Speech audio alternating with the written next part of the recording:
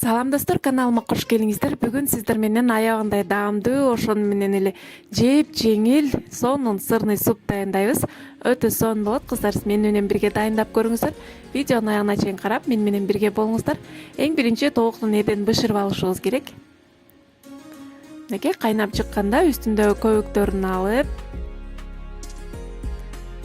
биздин этибиз бышкычакты бышырып алабыз, жай отто бышырып алабыз. Андан кийин сковородка сливочный майыбызды салып, пиязыбызды турап алабыз дагы, пиязды салып коруп алабыз. Сайызды да кыргычтан өткөрүп, экөөнү бирдей коруп алабыз.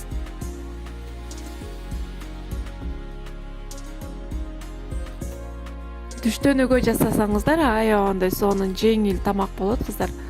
Сөзсүз түрдө сиздер дагы жасап көрүңүздөр. Сиздерге дагы жагат деген ойдомун. Мынакей коруп алдык.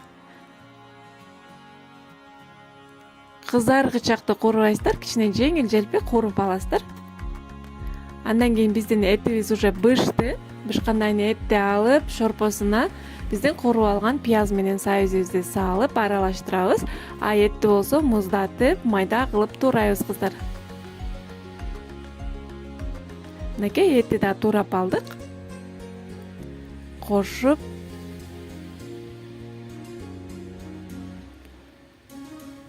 жакшылап аралаштырып,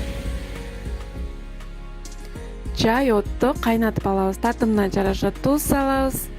Андан кийин бизге ушундай сливочный сыр керек болот.